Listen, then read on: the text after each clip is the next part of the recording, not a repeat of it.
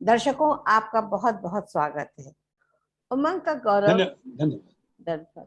उमंग का गौरव निरंतर बढ़ता ही जा रहा है। महान रचनाकार हमारे इस मंच पर आकर अपने स्नेह हमारे मंच को बराबर दे रहे हैं। साहित्य की और अपनी भाषा की सेवा करते हुए मुझे बहुत हर्ष का अनुभव होता है। दर्शकों, आपका अमूल स्नेह मुझको मिल रहा है, इसके लिए मैं अपना आभार प्रकट करती हूँ। और आज आपकी मुलाकात राम कुमार शर्मा रागी जी से करवा रही हूँ, जो कि मुजफ्फरनगर से हैं। शर्मा जी, आपका बहुत बहुत स्वागत है। उन्होंने हिंदी, इंग्लिश और उर्दू तीनों में ही समान रूप से उनका लेखन होता है और तीनों ही भाषाओं पर उनकी अपनी गहरी पकड़ है। गीत, गजल, दोहे, कुंडलियां, छंद, मुक्तक, कतार, वो कई विधाओं में अपनी रचनाओं को लिखते हैं। गद्य में हास्य और व्यंग, संस्मरण लिखते हैं। पद्य में तुकांत तथा अतुकांत रचनाएं भी वो बराबर से करते आ रहे हैं। लेखन कार्य उन्होंने 1990 से शुरू किया था। ब्रजेश कुमार मिश्र, मनु स्वामी जी, केडी कौशिक तथा डॉक्टर कीर्तिवर्धन से उन्होंने मार्गदर्शन प्राप्त किया है और बराबर उनके सानिध्य में हुए हैं। 2010 में उनका पहला काव्य संकलन प्रकाशित हुआ था। वाणी संस्था के वार्षिक संकलन स्फुरण का संपादन कार्य उन्होंने किया तथा उसमें उनकी रचनाएं भी प्रकाशित होती रही। साहित्य कलश, सत्य चक्र, प्रेरणा पत्रिका, दिशा शोध, गज केसरी, हमारा दैनिक मेट्रो जैसी पत्रिकाओं में उनकी रचना प्रकाशित होती रही है। तो देखिए कितना उनका स्वरूप, विराट स्वरूप हमको सामने देखने को मिल रहा है। 2015 में श्रद्धा चैनल, नेहरू इंदौर स्टेडियम, दिल्ली से धार्मिक कार्यक्रम में उन्होंने वंदना पाठ किया था तथा 2016 में जश्न आजादी कार्यक्रम में MH1 न्यूज चैनल दिल्ली से उन्होंने काव्य पाठ किया था। तो ये उनका छोटा सा परिचय है। तो शर्मा जी, आपका बहुत बहुत हमारे इस कार्यक्रम में स्वागत है। आपकी आवाज नहीं आ रही शर्मा जी, आप म्यूट हो गए हैं। जी हाँ, आवाज आ रही बहन जी? जी जी जी जी बिल्कुल। सबसे पहले तो मैं उमंग चैनल की सभी दर्शकों को, सभी श्रोताओं को प्रणाम नमन करता हूँ, आपको प्रणाम करता हूँ धन्यवाद। और आपका धन्यवाद व्यक्त करता हूँ कि आपने मुझे इस चैनल से जोड़ने का मुझे सौभाग्य प्रदान किया है।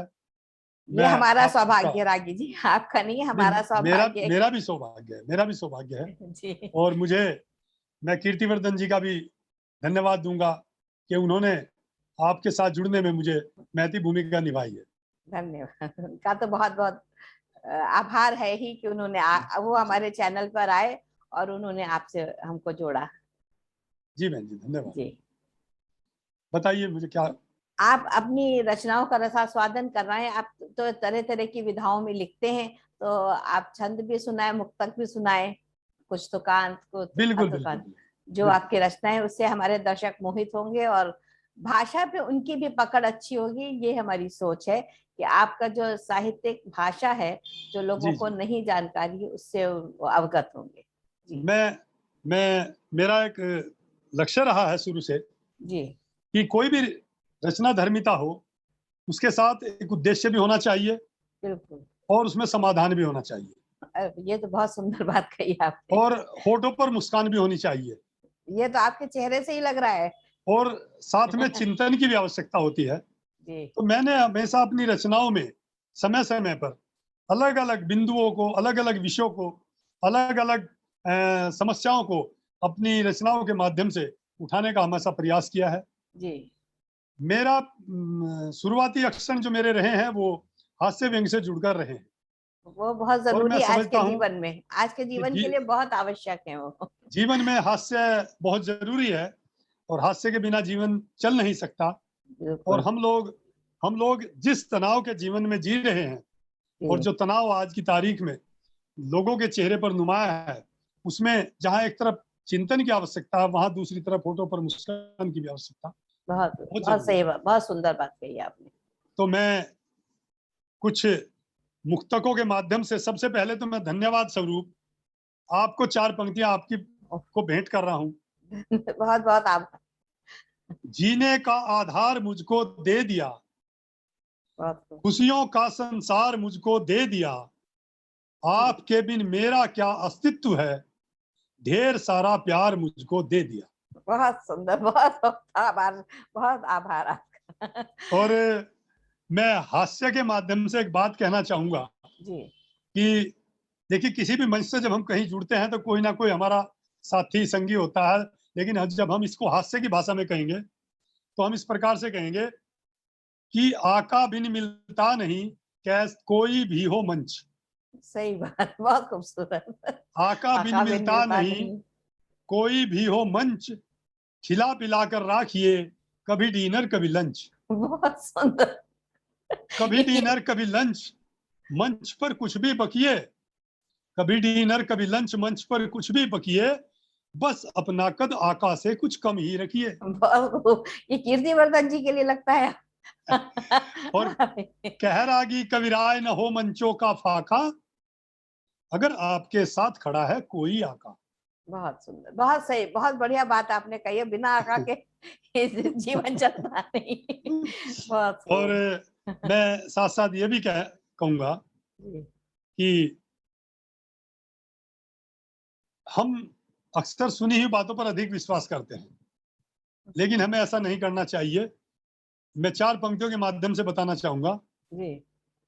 यकीन गैरों पे कर लेना कभी अच्छा नहीं होता, यकीन गैरों पे कर लेना कभी अच्छा कभी नहीं अच्छा नहीं होता, होता।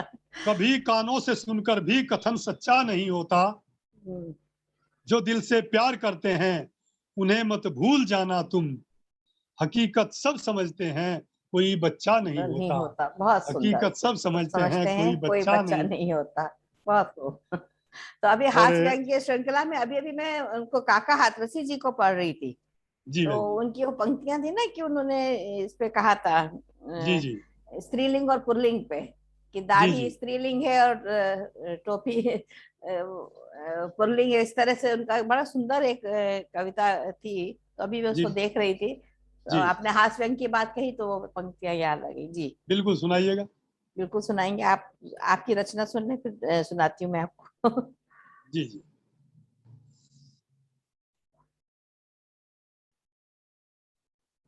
अब आपकी और दूसरी रचना सुनेंगे। जी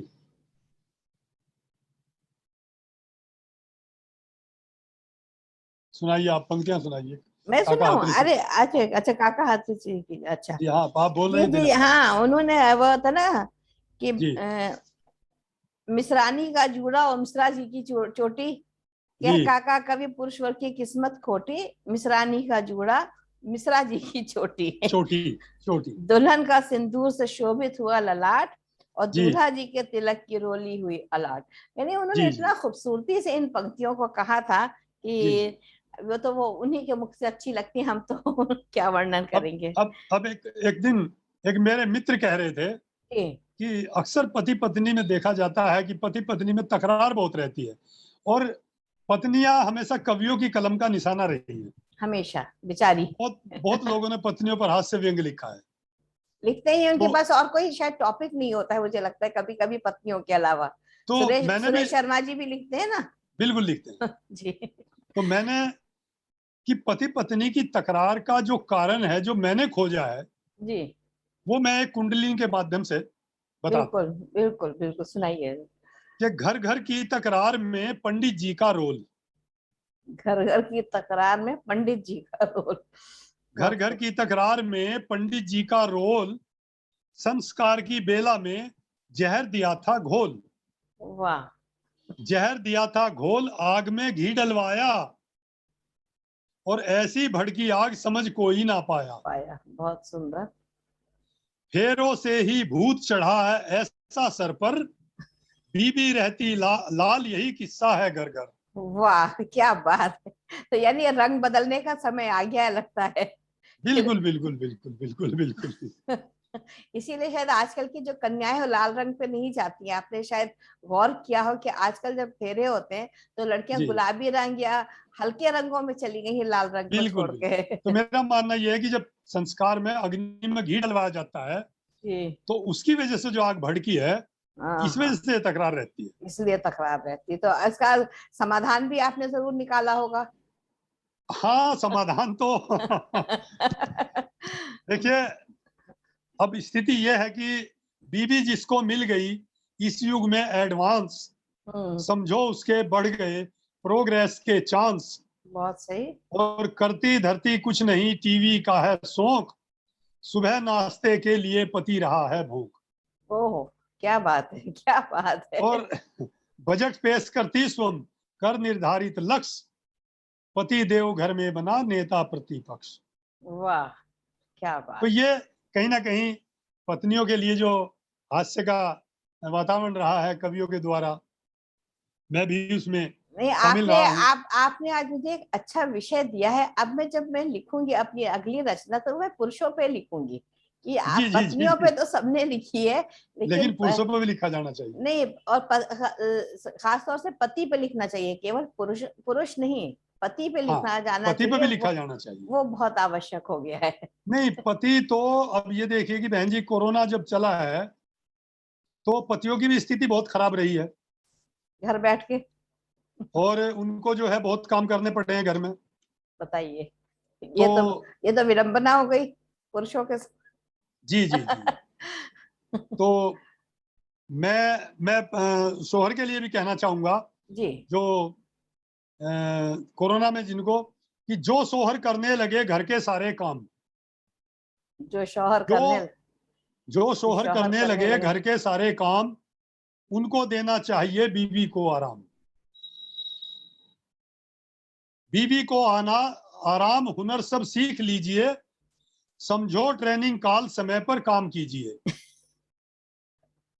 और कह रागी कविराय, बनेगा वो ही गोहर, कर लेगा इम्तान पास अव्वल जो सोहर। बहुत सही, बहुत सुंदर, बहुत सही। बड़े सटीक आपने चित्र खींचा है इस समय। बिल्कुल आंखों के सामने पूरा चित्र आ गया। बहुत ही सुंदर और वर्णन। देखिए, मैंने कुछ ऐसी चीजें भी लिखी जो देश से जुड़ी हुई मैंने बातें लिखी हैं, जी। क्योंकि देश के बिना हम कुछ नहीं है, कुछ नहीं, हमारा कोई अस्तित्व ही नहीं है उसको अस्तित्व सम। नहीं है देश के बिना। बिल्कुल जी, बिल्कुल तो जी। मैंने अभी 4 पंक्ति लिखी, आप म्यू 4 पंक्तियां लिखी बहन जी, जी। जो मैंने तिरंगे के सम्मान में लिखी। जी। चलो उठाकर तिरंगा प्यारा, फिजा में कर दो बुलंद नारा। नारा। बहुत खूब। चलो उठाकर तिरंगा प्यारा, फिजा में कर दो बुलंद नारा। बहुत सुंदर। मिला दो दुश्मन को खाक में अब, माँ भारती ने तुम्हें पुकारा। चलो उठाकर तिरंगा प्यारा, फिजा में कर दो बुलंद नारा। नारा। बहुत सुंदर, बहुत। और एक शेर और है इसी में, जी, इरशाद। यही तमन्ना रही है मन में, तिरंगा प्यारा रहे गगन में। बहुत यही तमन्ना रही है मन में, तिरंगा प्यारा रहे गगन में। नहीं झुका है, नहीं झुकेगा सुंदर। किसी के आगे ये सर हमारा। चलो उठाकर तिरंगा प्यारा, फिजा में कर दो बुलंद बहुत नारा। बहुत सुंदर, बहुत खूब। और ये देश प्रेम की भावना हर एक के अंदर इतने जोरों से जागृत करनी चाहिए कि आप जैसे कवि लिखते रहे और लोग सुनते रहे। हाँ बहन जी। और ये और शायद इससे बड़ी देश की सेवा नहीं कि लोगों में अगर जागृति आ सके तो। कुछ लोग तोड़ने की बात करते हैं जब देश को, जी। तो मैं उनको 4 पंक्तियां इस रूप से कहना चाहूंगा। जी। कि तोड़ना आसान है, जोड़ कर दिखाइए।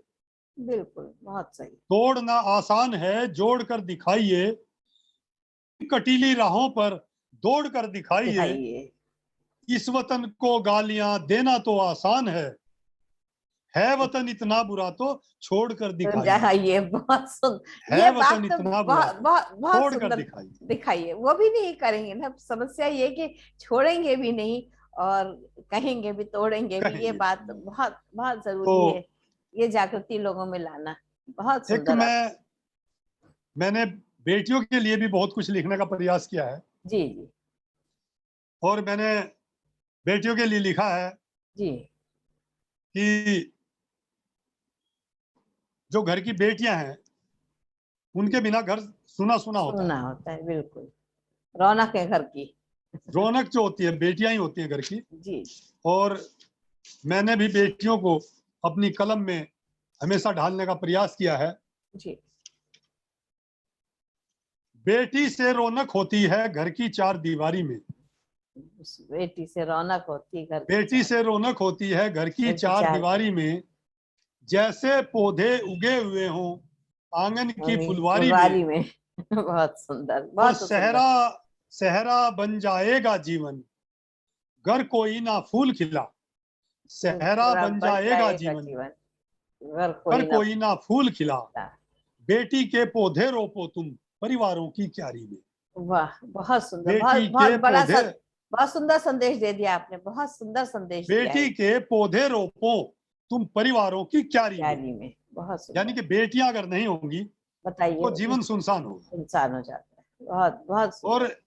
मैंने माँ बहन बेटी सभी के लिए कुछ ना कुछ कलम में ढालने का प्रयास किया है हमेशा ही। लेकिन आपकी ये बेटी वाली बात मुझे बहुत ज्यादा अच्छी लगी कि जो अभी भी लोग बेटियों के नाम पे सोनोग्राफी करा के गर्भपात करवाते हैं, उन लोगों के लिए एक बहुत बड़ा संदेश है कि बेटियों से ही रौनक है घर की, इस बात को वो समझें। तो मैंने बेटियों के लिए एक ऐसी रचना लिखी है मैंने।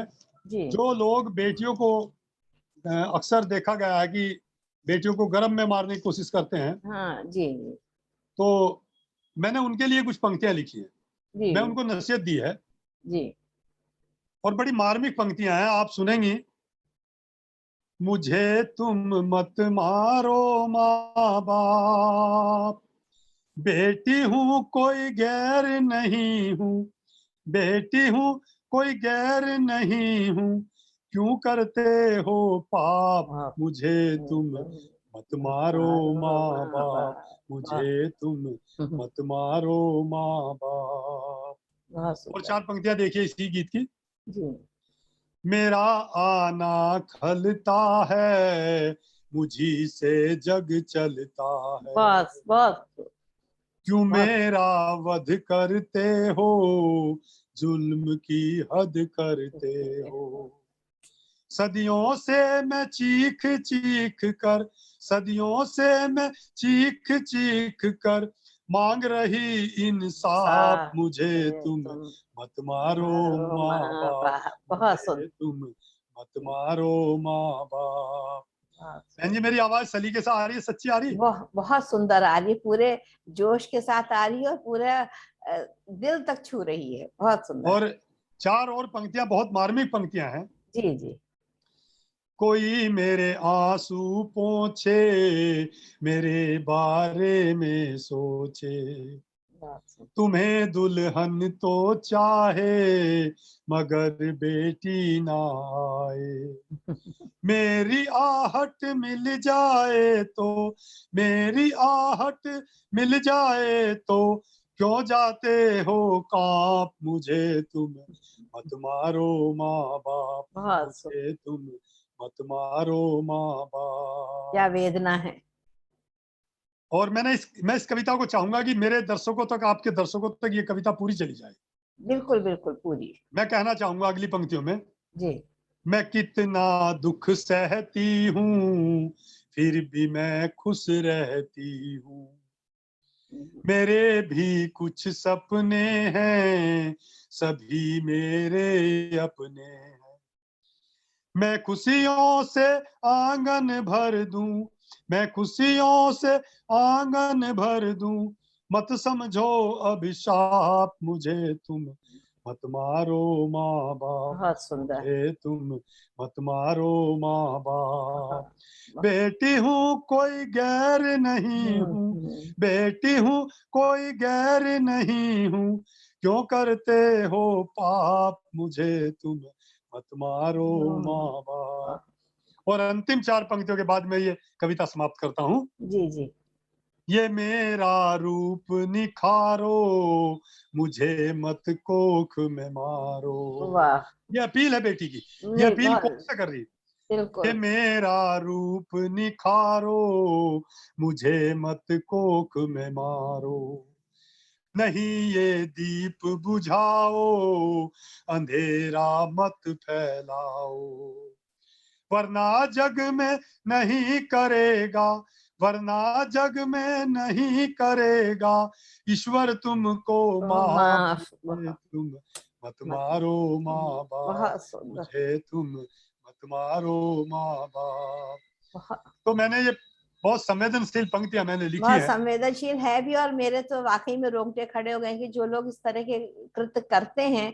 और चाहिए सबको पत्नी सुंदर चाहिए, मगर बेटी नहीं चाहिए, तो ये कहाँ से संभव है। बहुत सुंदर तो आपकी रचना है। मैंने ये कलम से अपनी बेटियों को समर्पित की है रचना। नहीं, बहुत और सुंदर। जीवन में, हमारे जीवन में नारी का बड़ा महत्व है।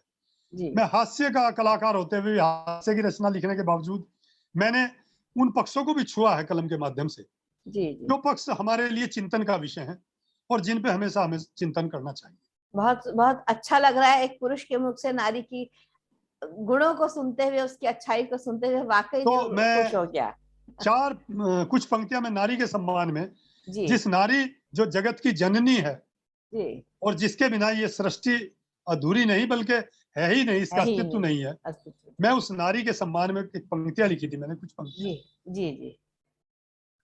एक कविता लिखूं, अपनी व्यथा लिखूं, एक नारी हूं मैं वो, एक नारी हूं मैं, वाह। एक नारी हूं मैं, एक नारी हूं मैं तो चिरकाल से हूँ इसी हाल से, जैसे टूटा हो पत्ता कोई डाल से, बहुत खूब। ऐसा झोंका चला मुझको सबने छला, मेरे आंचल के नीचे जमाना पला। अल्लाह।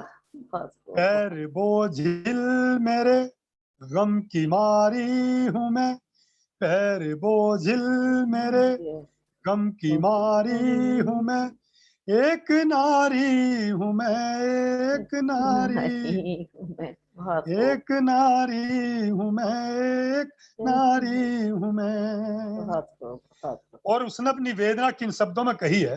जी बेटी बनकर रही, पत्नी बनकर सही, माँ बनी तो लबों पर दुआ ही जी, तो रही, ही बहुत खूब। माँ बनी तो तो लबों पर दुआ बहुत। ही रही, जुल्म सहती रही, खुश हूं कहती रही, जुल्म सहती रही, खुश हूं कहती रही, एक टूटी इमारत सी ढहती रही, बहुत बहुत खूब, बहुत खूब, जब बहुत सजे। जरूरत हुई, जब जरूर जरूरत हुई, हुए।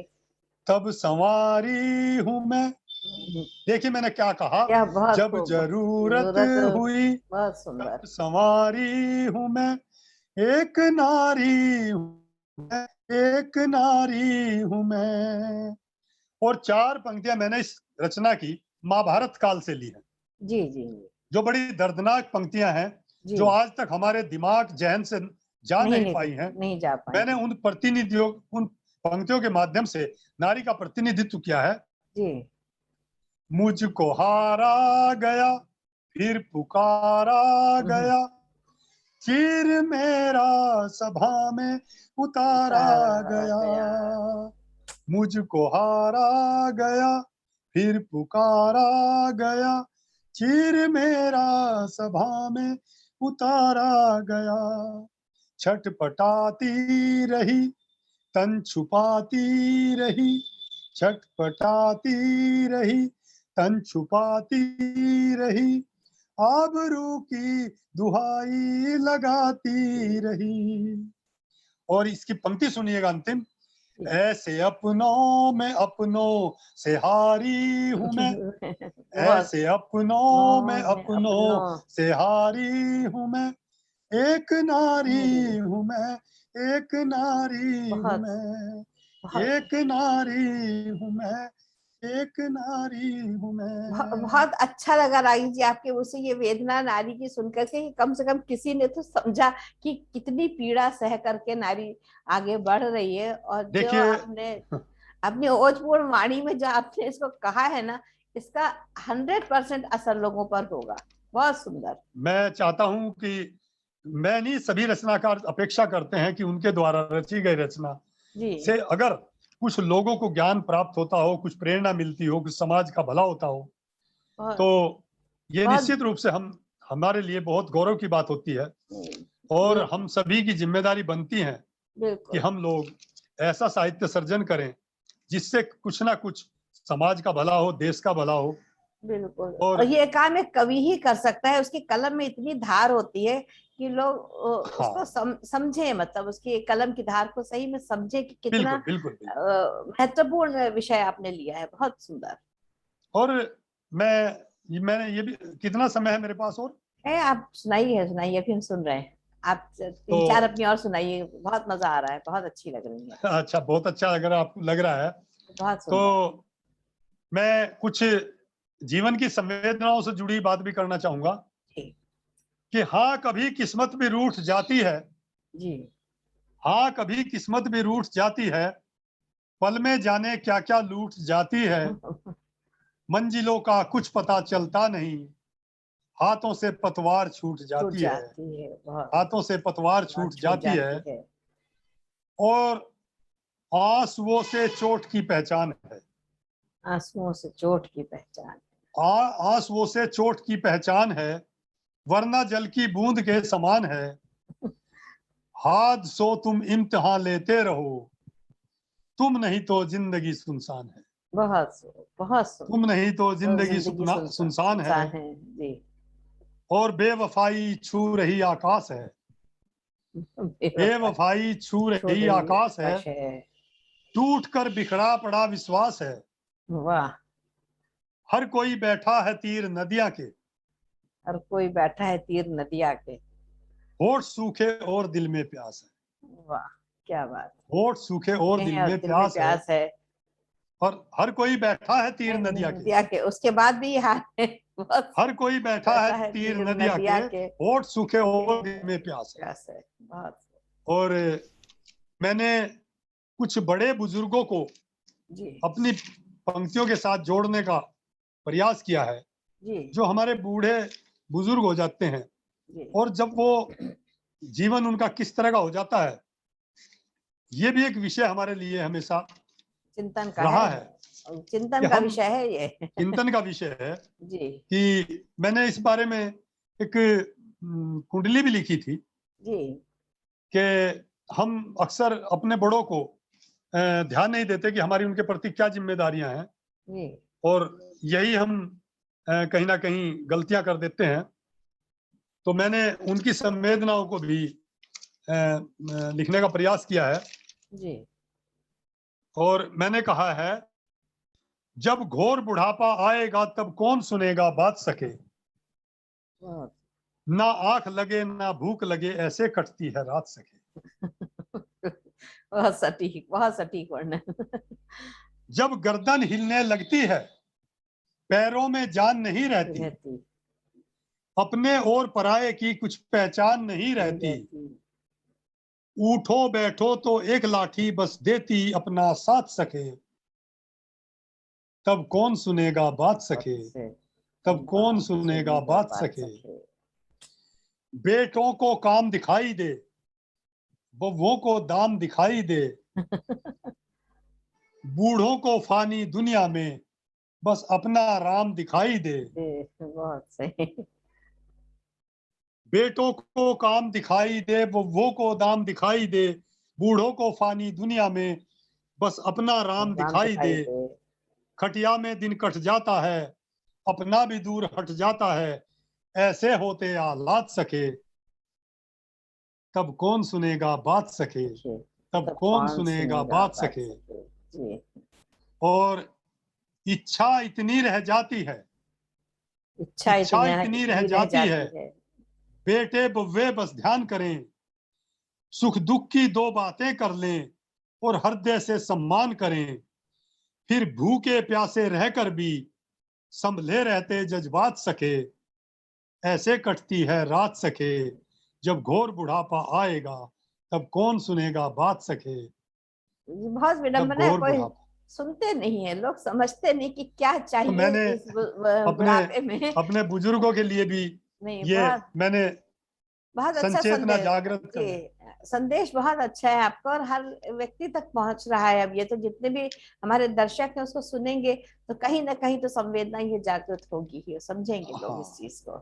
जी। और मैंने मैं अगर देश की बात करूं, जी। जी। फिर से पुनः देश की बात करूं, बहुत, वो तो बहुत आवश्यक है। तो सर्वोपरि है है वो तो। नहीं, है नहीं जिनके दिलों में भारती, है नहीं जी। जिनके दिलों में भारती, जी। क्या करेंगे वो वतन की आरती। हिंद की मिट्टी से जिनको प्यार है, हिंद की मिट्टी से जिनको प्यार है, मातृभूमि उनको ही पुकारती, बहुत सही। मातृभूमि उनको ही उनको ही पुकारती। पुकारती। और देश ही तो धर्म है और जात है, ये नहीं तो अपनी क्या औकात है तिरंगा जब तलक आकाश में, तब तलक कश्मीर है गुजरात है, तब तलक कश्मीर है कश्मीर है, गुजरात है। गुजरात है। बहुत सही। और रच रहे साजिश जो अपने देश में, उनको परखो है छुपे किस भेष में, वे वतन के होश कभी सकते नहीं, दो बदल उनको अभी अवशेष में, दो बदल उनको अभी अवशेष शेष में। में। और मैं भारत के नौजवानों की तरफ से मैं मां भारती को विश्वास दिलाना चाहूंगा कि इस देश में फिर से मां भारती की जो हमसे अपेक्षाएं हैं, हम उनको पूरा करके रहेंगे। और मां भारती का हमसे हमसे अपेक्षा है, जैसे कि आप जानते हैं कि भारत के टुकड़े हुए हैं, जी। तो जी। मां भारती की इच्छा है कि वो टुकड़े पुनः एक साथ फिर जुड़े पुनः जुड़े हैं, और बिल्कुल। फिर ये देश अखंड हो। तो चार पंक्तियों के माध्यम से मैं मां भारती की आवाज श्रोता तक तो पहुंचाता हूं कि जो बदन मेरा कटा वो जोड़ दो, जो जो बदन बदन मेरा मेरा कटा वो कटा वो जोड़ जोड़ दो, दो। आपसी मतभेद सारे छोड़ दो, और हो अखंड वो रूप मेरा विश्व में, हो अखंड वो रूप मेरा विश्व में, दुश्मनों के हर गुमा अब तोड़ दो, दुश्मनों के हर गुमा अब तोड़ दो। तोड़ दो। और मैं भारत के बेटों की तरफ से मां भारती को चार पंक्तियां निवेदित करता हूं, उसके चरणों में निवेदित करता हूं और आश्वासन देता हूं, क्या कि ताब किसकी जिस्म तेरा नोच ले, ताब किसकी जिस्म तेरा नोच ले, तेरे टुकड़े करने की भी सोच ले, है कसम तेरी हमें मां भारती, आंख के आंसू तू अपनी पोंछ ले, आंख के आंसू तू अपनी पोंछ ले। बहुत ये सुंदर, मैं बहुत बहुत सुंदर, बहुत ही सुंदर। और ये आवाहन जो आपने करा है ये हर एक के दिल तक पहुंच जाएगा। बहुत ही सुंदर आपने बात करी। और ये सुन के मुझे वो चाणक्य सीरियल में एक उन्होंने गीत लिखा था, हम करें राष्ट्र आराधन, वो मुझे याद आ हाँ, गया। किस कदर आप वही बात आज आपने कही है। बहुत सुंदर, बहुत सुंदर। तो बहुत आभार मैं आपका, आपने बहुत ही सुंदर रचनाएं सुनाई हैं रागी जी की, बिल्कुल दिल खुश हो गया। देखिए, मैं तो यही कहूंगा कि आज भी देश के नौजवानों के लिए कि आंखों में सपने जगाकर तो देखो, आंखों में आंखों सपने। में सपने जगाकर तो देखो, मंजिल पे नजरें लगाकर तो देखो, बदल जाएगी मुल्क की तस्वीर अपने, दिलों से नफरत मिटाकर तो देखो, दिलों से दिल से नफरत नफरत मिटाकर मिटा तो के तो देखो। देखो। बहुत सुंदर। और बहुत। वतन के अमन की जो खातिर लड़े हैं, जी। वतन के अमन की मन जो की जो खातिर खातिर लड़े लड़े हैं, हैं। उन्हीं के मकान आज खाली पड़े हैं, और खिराजे अकीदत उन्हें होगी ये ही, नजर उनकी जानिब उठाकर तो देखो। बहुत बहुत बहुत ही सुंदर, बहुत बहुत ही बढ़िया रचनाएं आपकी हैं। और और क्या बात। मैं सभी श्रोताओं के लिए धन्यवाद करना चाहूंगा। जी मैं समझता हूं कि समय हो चुका है। जी। मैं काफी तो नहीं, आपकी श्रोताओं तक रचनाओं से बहुत ज्यादा हम लोग मुतासिर हुए। बहुत ही बढ़िया आपकी रचनाएं थी और हर पक्ष को आपने छुआ है। इस बात से तो दर्शक भी बहुत खुश होंगे, क्योंकि क्या होता है, एक रास्ता नहीं रह गई इसमें। आपने हर विषय को छुआ है, तो लोगों ने हर चीज को समझा है, और जो आपने संदेश दिया है वो भी दर्शकों आपने जरूर समझा होगा। ये एक कवि के दिल की भावना है। तो देखिए कवि का दिल कितना सुकोमल होता है, कि जो हर पक्ष को समझता है और उसको आपके सामने प्रस्तुत करता है। तो ये हमारा आज बहुत बड़ा सौभाग्य है कि रागी जी ने बहुत सुंदर रचनाएं हमको सुनाई हैं। आप मैं और अंतिम कुछ सुनाना चाहेंगे एक और? बस मैं जी अंत में जी 4 पंक्तियों के साथ मैं बात समाप्त करता हूं जी जी कि आओ मिलकर आज शपथ लें, जी आओ मिलकर आज शपथ लें, जज्बातों से ना खेलें, मुफलिस और बेबस लोगों के हालातों से ना खेलें, जी। खेल सको तो खेल के देखो, कभी जान पर अपनी खेल, खेल सको तो खेल सको, कभी अपनी खेल जान सको तो खेल के देखो, कभी जान पर अपनी अपनी खेल, खेल। मात पिता और देश धर्म के ख्यालातों से ना खेलें, मात पिता और देश धर्म के ख्यालातों से ना खेलें। बहुत इन्हीं सुंदर, शब्दों के साथ बहुत मैं सुंदर, बहुत ही सुंदर है। तो दर्शकों, आशा है आपको आज का हमारा कार्यक्रम बहुत पसंद आया होगा। और आप सभी से निवेदन है कि हमारे इस चैनल को लाइक करें, शेयर करें और सब्सक्राइब करें। और जो भी कमेंट्स दें वो कमेंट बॉक्स में दें। इसमें रागी जी उसका अकेले आनंद ना उठाएं, हम भी उन कमेंट्स का आनंद उठाएं। तो इसी के साथ मैं मैं आपका बहुत बहुत धन्यवाद करती बहुत हूँ। बहुत नमन बहुत बहुत प्रणाम धन्यवाद। आभार आपका। धन्यवाद।